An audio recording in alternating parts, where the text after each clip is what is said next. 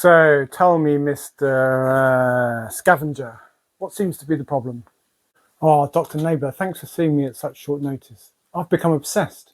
I think about it all day long, and even at night. I'm always looking for more. I'm never satisfied.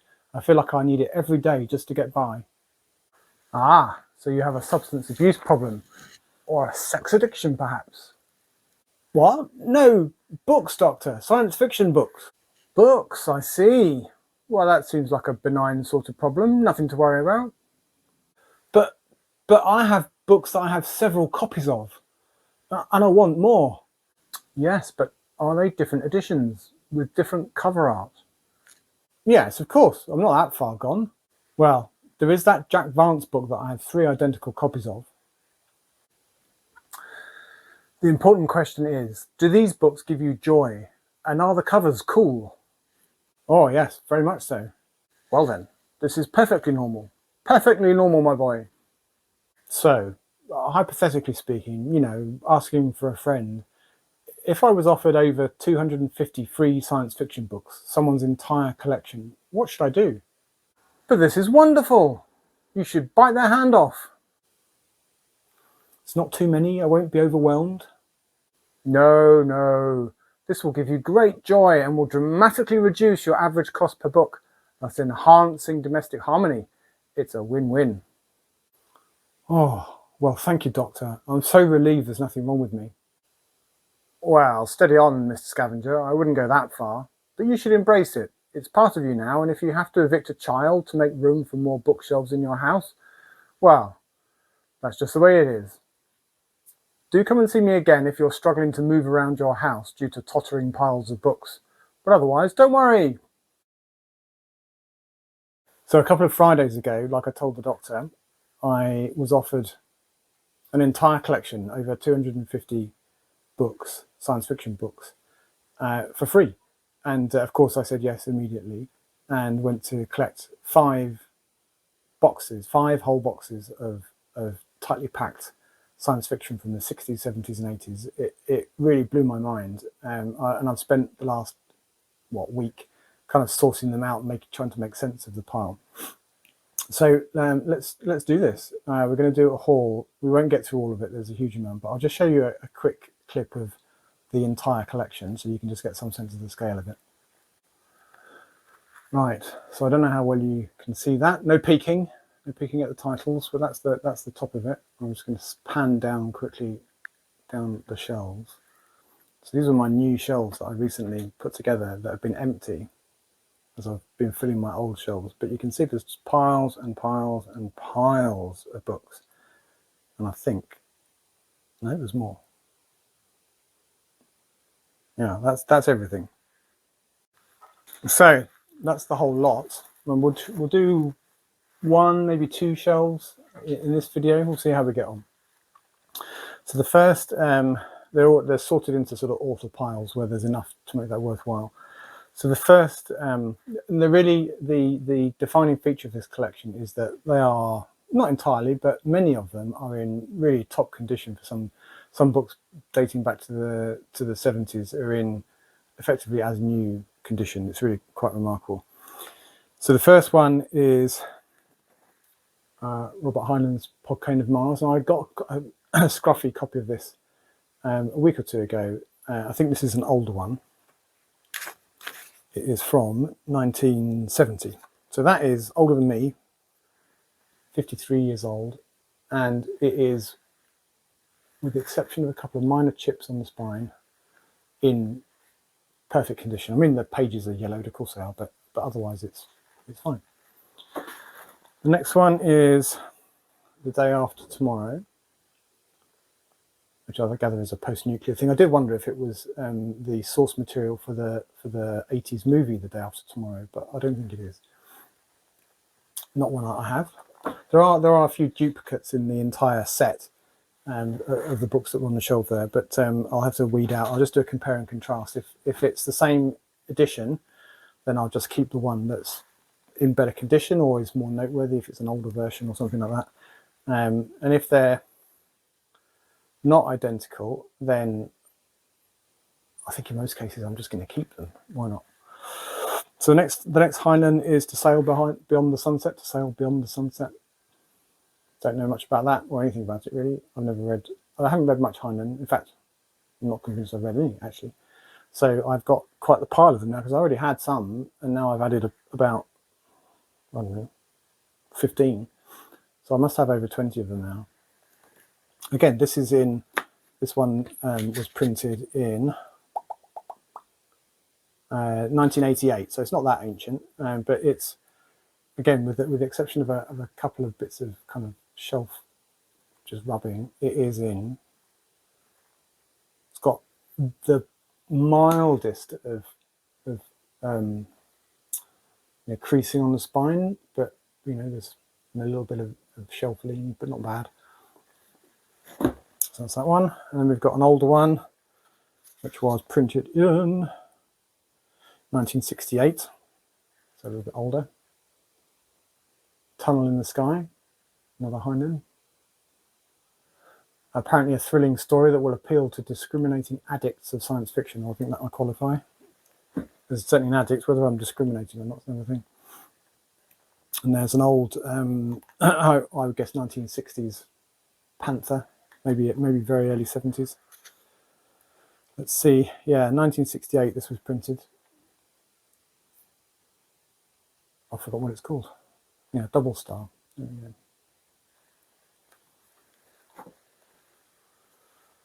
And then another one, Farmer in the Sky.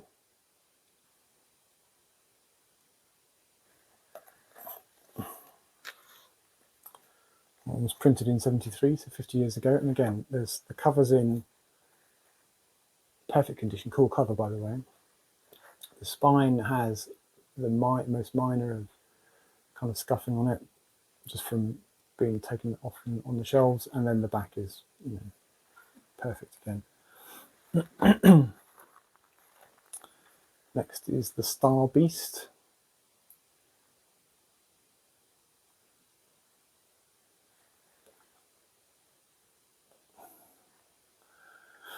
Wacky cover. Don't know anything about it. I was trying to read the blurb on the back, but I can't do that for every one of these. If you know about any of these books and you want to tell me, then you can hit the comments and let me know. And yet another cool cover. What's this one called? The Puppet Masters. Try not to show you the glare from the lights. There you go. Nice slender novel. Again, in pretty good condition. I would guess this comes from the late 60s as well.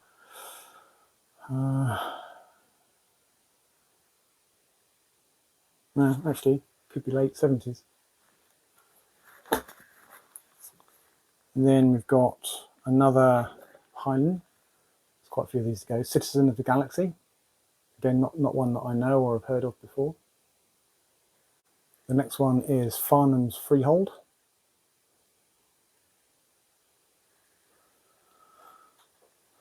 Which is another sort of post-apocalypse survival story, as far as I can tell. And we've got another in pretty much pristine condition, printed in 1985. I think it might be a first edition paperback. Yeah, Job, A Comedy of Justice.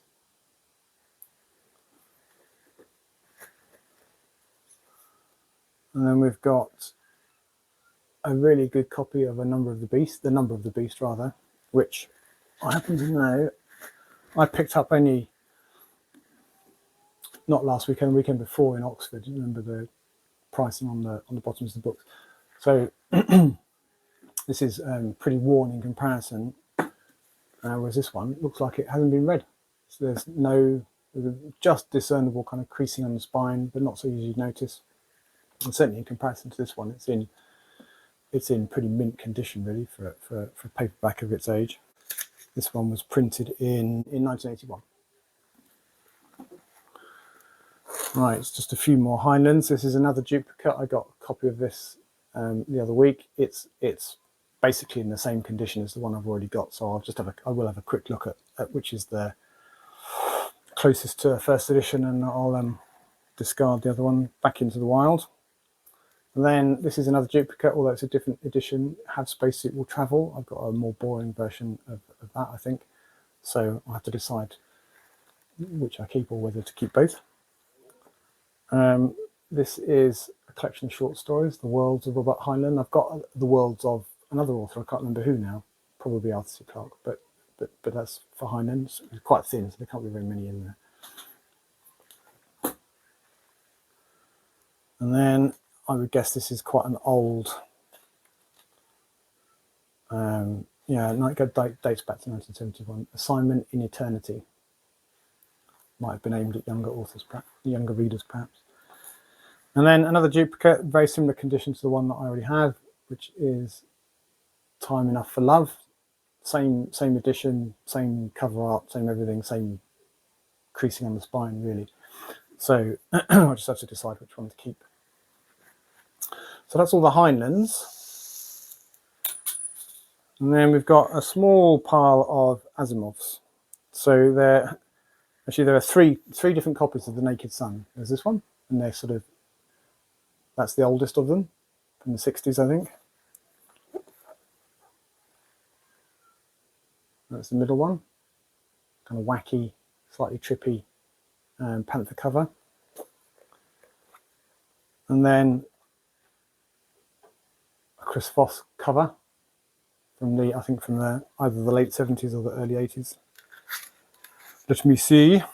1973, early 70s.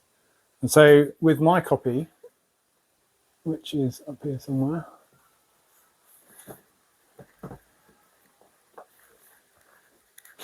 yeah, I now have 4 of them. So that's the 1980s version, also by Chris Voss. Is it the same robot? No, different robots, different Chris Voss cover. But I now have 4 covers, four copies of the same book, each with different covers. I do know of somebody that has 9 copies of this book with different covers. So whilst I might have a small problem, it's not that serious yet. As Dr. Nabler said, it could be worse. It could be worse problems to have. There's Foundation's Edge, which I have in this exact edition, although I suspect this is in better condition. Mine is, I think, a bit faded on the spine, so I'll probably end up keeping this one. And then I've got The Stars Like Dust, which I don't believe that I have a copy of. I think that's new to me. I don't think it's short stories. No, it's a novel. And then, again with the trippy A for Asimov, Earth is Room Enough. Again, I don't have that. The Martian Way, which I think I do have. I think. Bear with.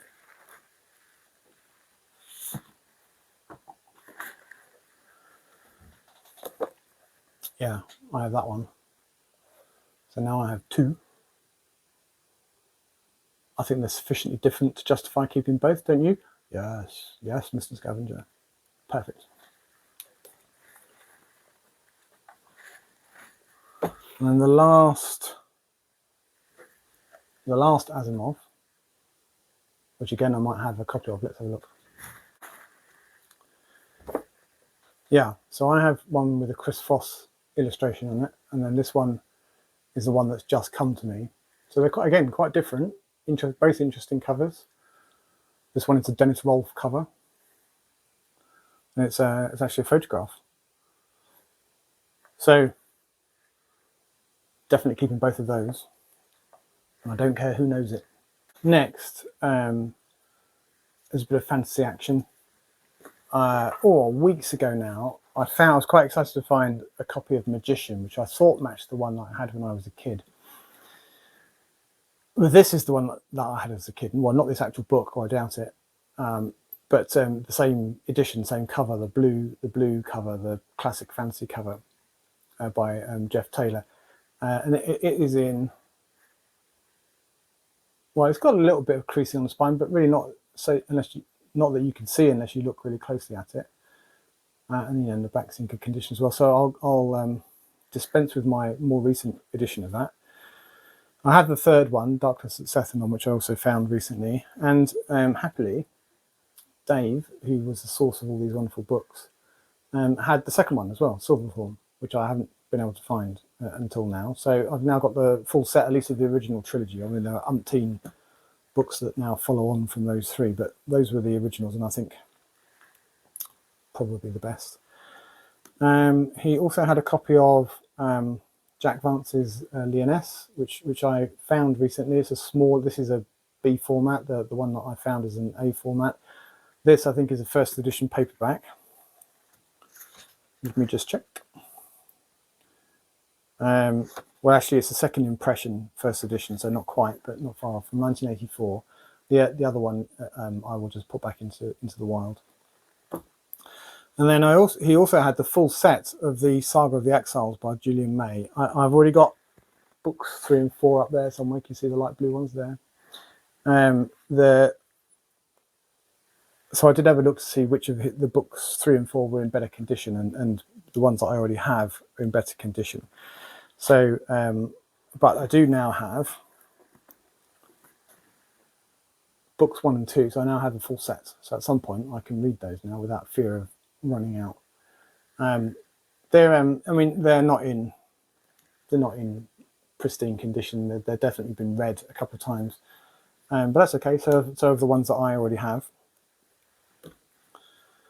So that's the first shelf. I think we can do another one. Okay, so next up is quite a pile of A. Van Vogt. I don't think I've ever read any of his, so we're just going to whip through these quickly because I don't know much about them. I may exclaim about the condition of some of them because they do look like they're in very good nick. So the first one is The Darkness on Diamondia. Again, cool cover.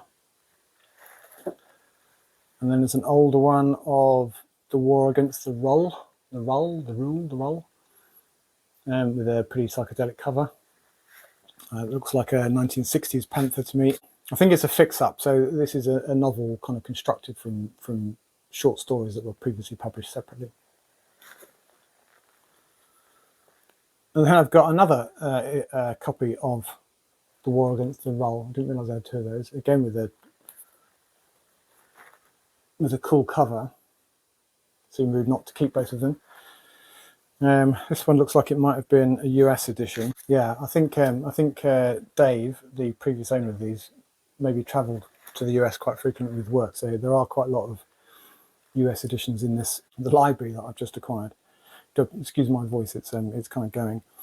Another 1960s Panther, Destination Universe.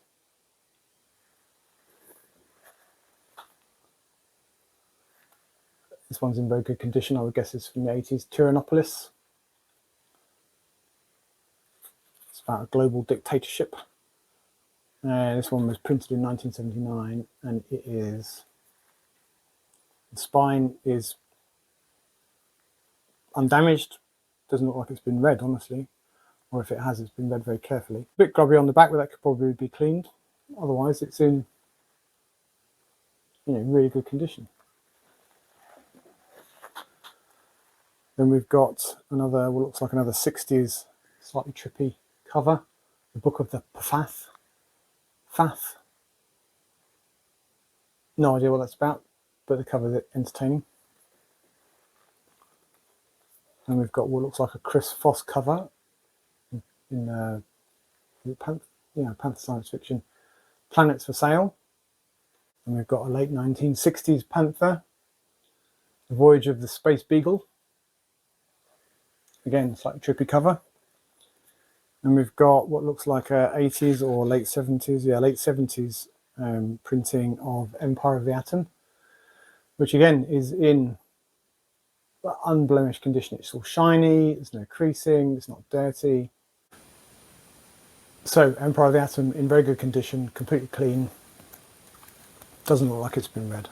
Oh, actually, it's not very noticeable, but there is a crease down just next to the spine here. And then we've got a collab between A. Van Vogt and E. Main Hull. Never heard of them. Out of the Unknown. A fetching lady on the front. This one I have heard of. A. Van Vogt, Weapon Shops of Isha. That's actually pretty clean. It's got a bit of grubbiness on the spine. That looks like it's from the late 60s, let's see, yeah, 1969, really in excellent condition. And then we've got what looks like a late 70s or early 80s, let me see, yeah, printed in 1980. The Undercover Aliens, looks kind of like a Chris Foss cover, but might not be. And then in the Sphere Science Fiction, Null A3. Again, very shiny, in good condition, spine's in good nick, back's clean too.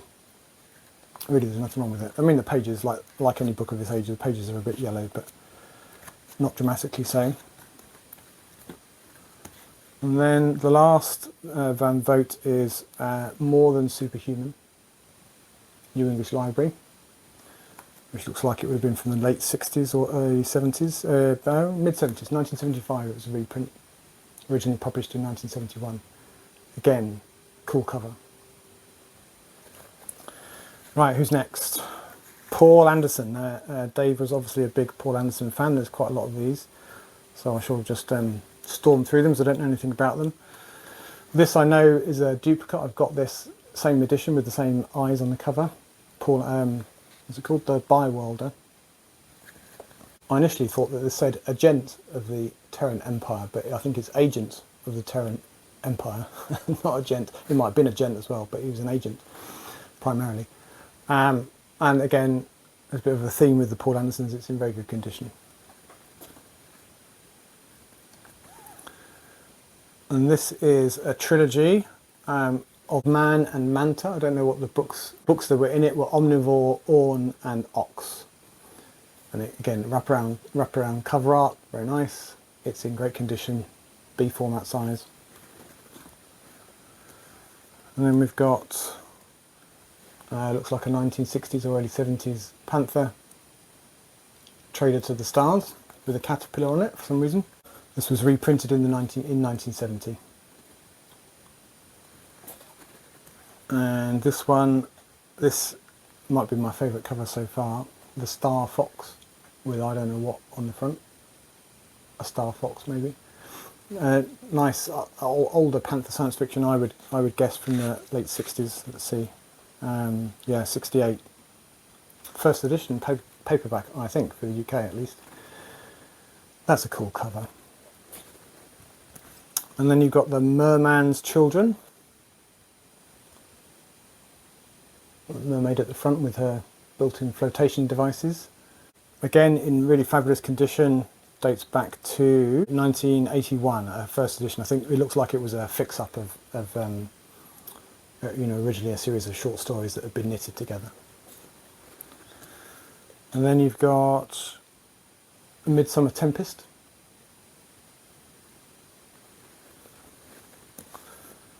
And then we've got the Avatar, it's a slightly thicker novel, in more red condition. It's like it's been through a couple of rounds of being read, 1981. We've got Every Adolescent Man's Dream, The Virgin Planet, where a man is stranded on a planet populated entirely by women. I expect good-looking women too, probably. I mean, why not?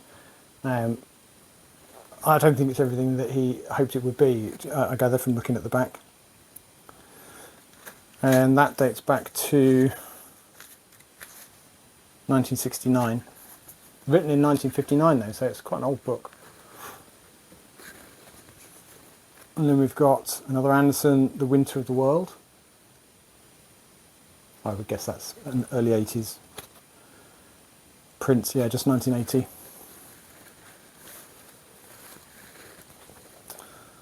And then we've got Shield, which is about a device that makes a man invulnerable to attack. And then quite a cool cover, I don't know what that is, some kind of eagle bat person thing. The People of the Wind, empires at war apparently, according to the back. And then we've got Orion Sunrise, the epic novel of man's struggle to rebuild a shattered world. Again, in really very good condition. printed in 1984. And this is an older, I would guess, 60s panther, The Trouble Twisters. It's a geezer riding a dinosaur. Well, I don't know if he's riding a dinosaur exactly, but being held by a dinosaur. Looked like they're friends rather than him being eaten or anything.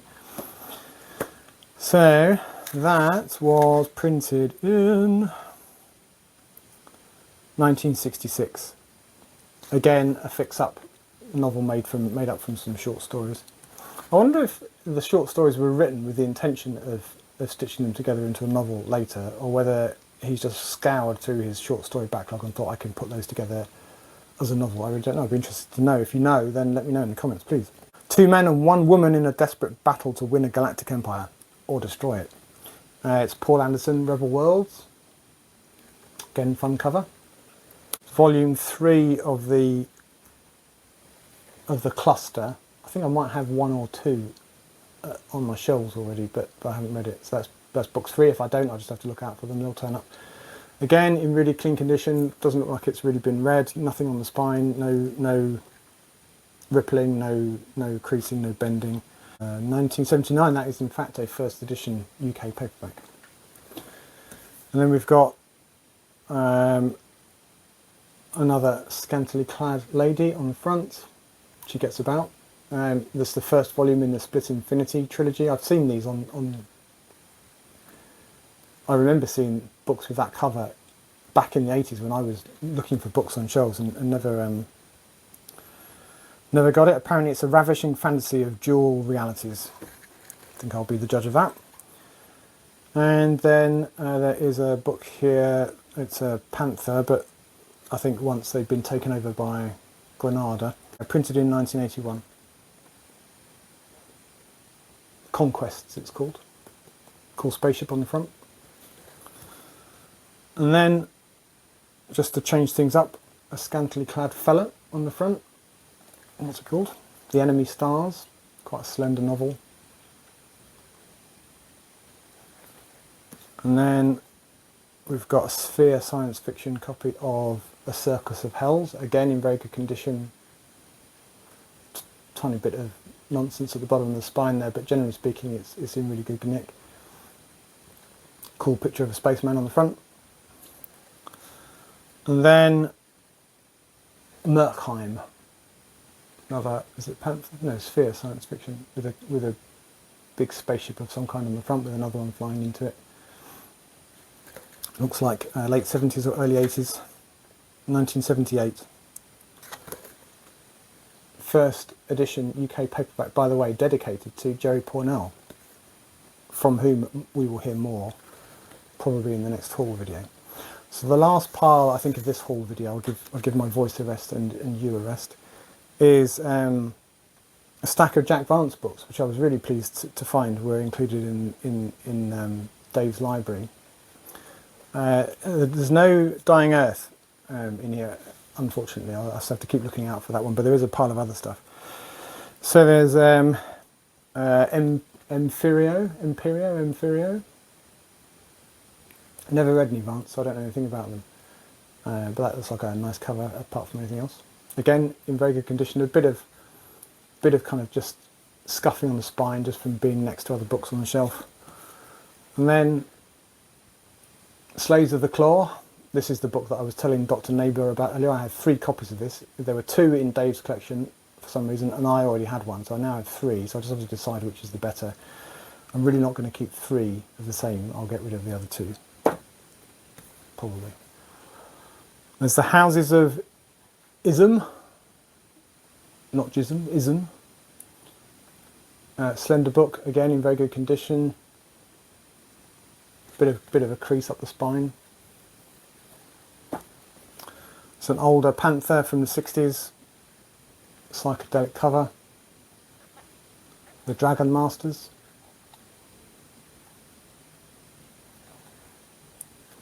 And then another one from the 60s, another panther. Star King. In fact, there's a set of 2. I'm not sure how many there are in this series. If it's just the 2 or if there's more than 2, but I have the first two, potentially the only two, of the Durdane series, The Imprisoned and Durdane in Peril. I beg your pardon, they're called The Gnome and The Brave Free Men.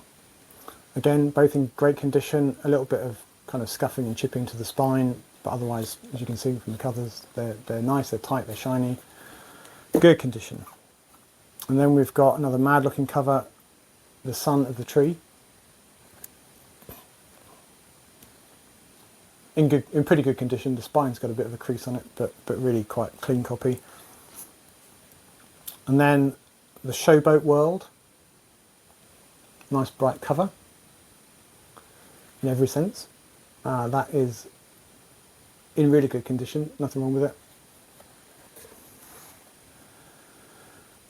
Well, that's mad. Then we've got The Narrow Land. Is that what it's called? Yeah, The Narrow Land, with a really wacky cover with a bunch of alien creatures on the front. Again, in excellent condition, doesn't look like it's been read, no creasing or bending on the spine, no lean. Really nice copy.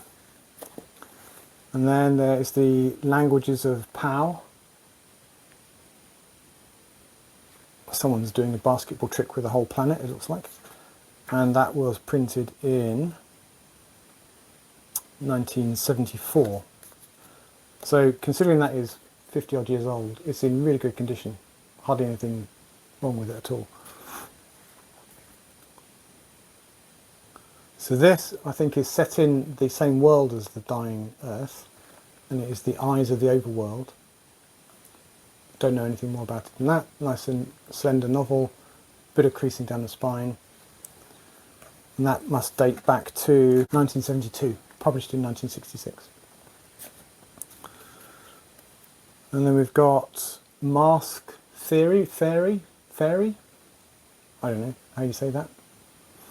Again, wacky cover, in good condition, the spine's great, the back's great. Very clean, tight copy.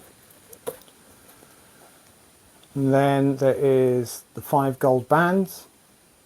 It's Granada, which is what Panther became. I think later Granada became Grafton. I think that's the right way around. There's a succession of buyouts. In pretty good condition. Right way up now. Tight copy. And then the last of the Jack Vances is actually a hardback. It's an ex-library edition. And it's a bit scribbled on the inside. From Berkshire County Library, so I think Dave must have bought it at a library sale. But that is a UK first edition from 1968. I don't know what it's like under the dust cover, but the dust cover looks like it's done a decent job of protecting it. The book itself is a bit of, it's not in great condition. There's a bit of, it's hardly mint. The pages are a bit loose in the binding, and there's a bit of lean on the spine, but nothing too drastic. So anyway, that's the first two shelves in my miraculous free book stash that I got from the mystical Dave in Tilehurst, 2 or 3 miles away. As he said, there's no bookshelves in a coffin, so he was very happy for me to have them, and I'm delighted to have them. We've still got 1, 2, 3, 4 big shelves and 1, 2, 3, 4, 5 smaller shelves. So it's probably a good 2, I would think, videos of this left to do. We'll break it into manageable chunks. So thank you for watching. Let me know if any of those excite you in the comments, and I'll see you again soon. Bye bye.